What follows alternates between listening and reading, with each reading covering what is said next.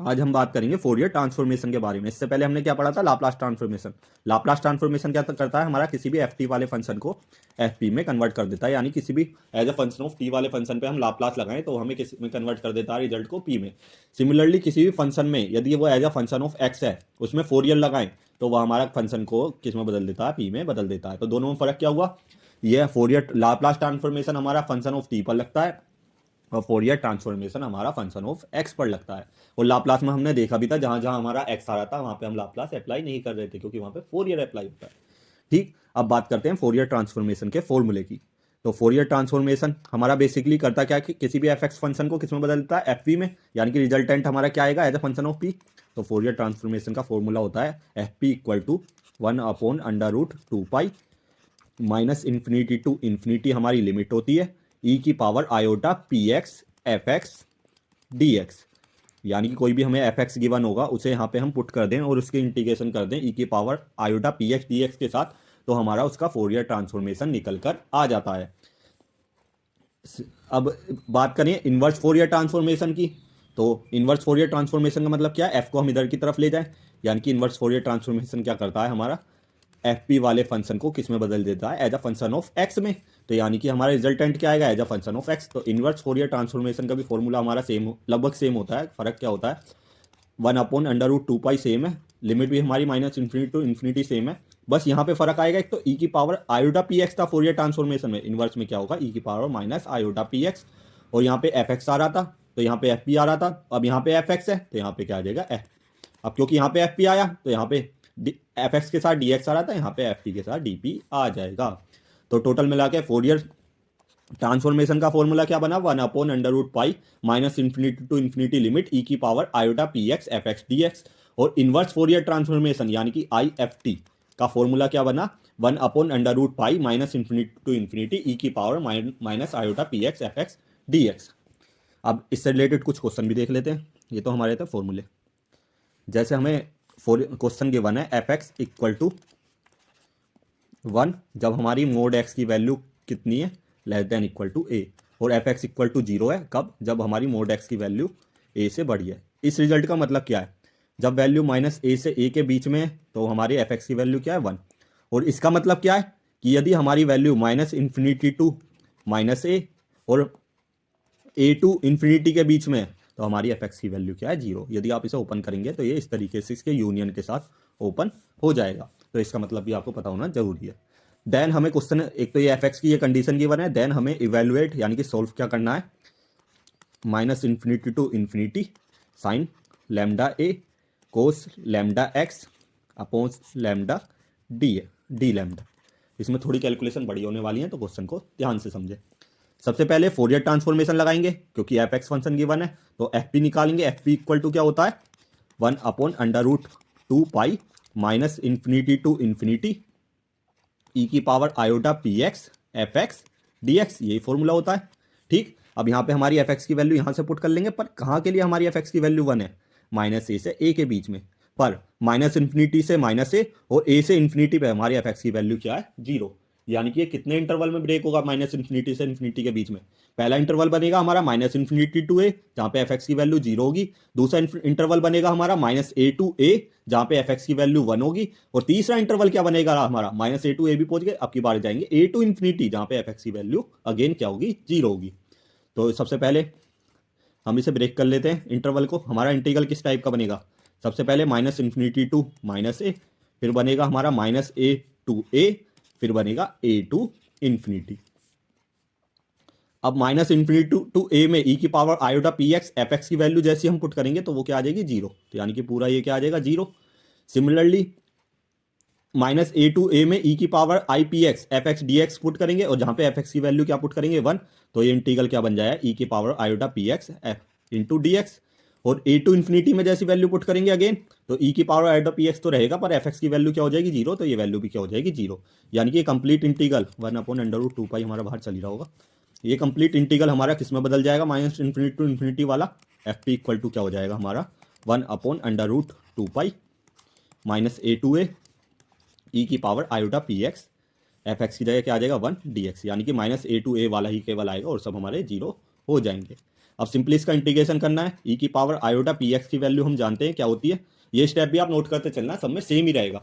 Next step में हम e की पावर आयोटा पी एक्स को ओपन करेंगे, जिसकी वैल्यू होती है cos P x plus iota sine P x.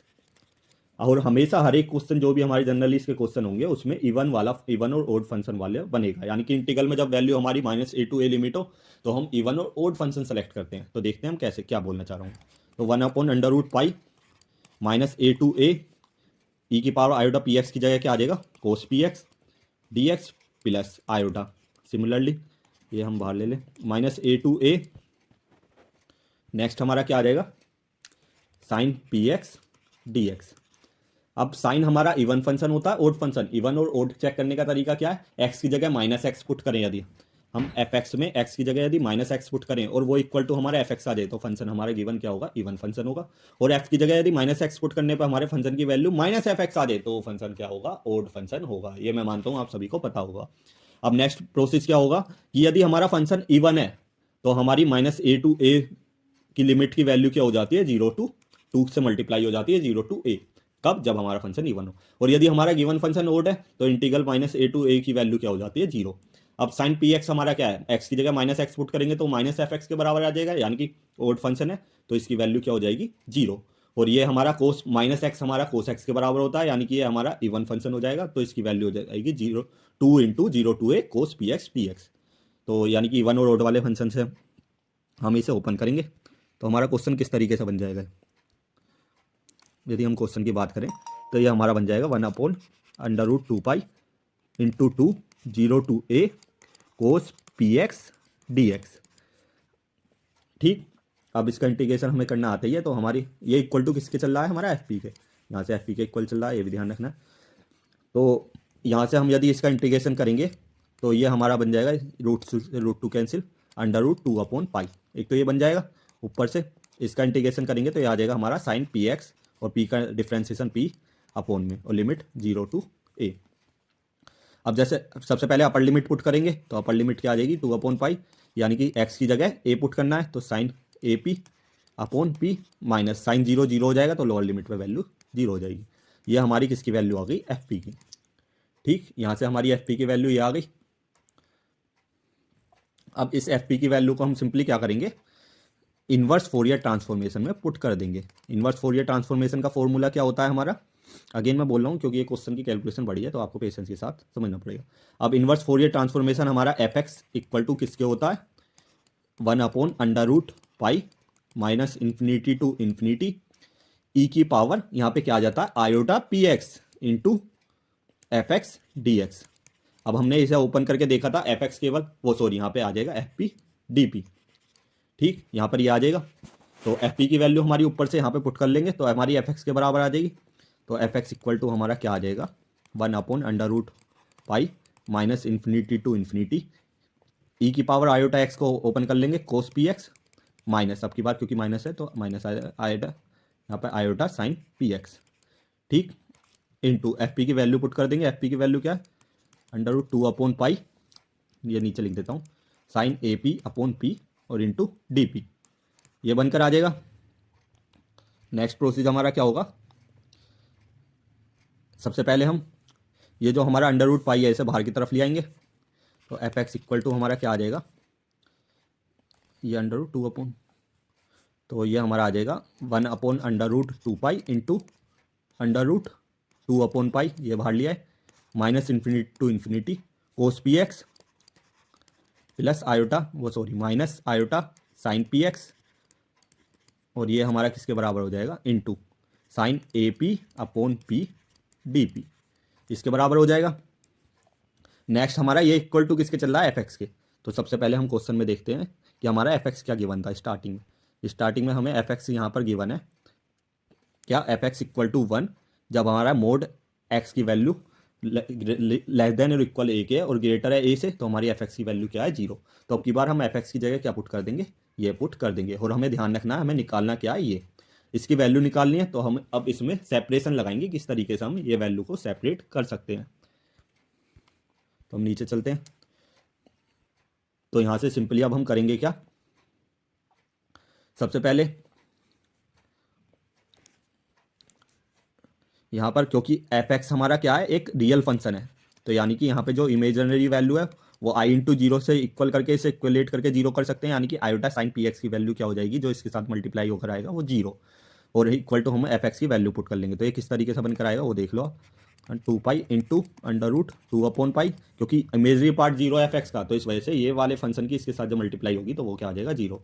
तो ये बन के आएगा हमारा minus infinity to infinity cos P X into sine A P upon P D P equal to F X, और एफ एक्स की वैल्यू क्या है हमारी 1, जब मोड एक्स हमारा लेस देन ए है, लेस देन इक्वल टू, और mod X की वैल्यू यदि ग्रेटर देन ए है तो हमारी इसकी वैल्यू क्या है, जीरो। तो यहाँ पे सिंपली हमने एफ एक्स की वैल्यू भी पुट कर ली।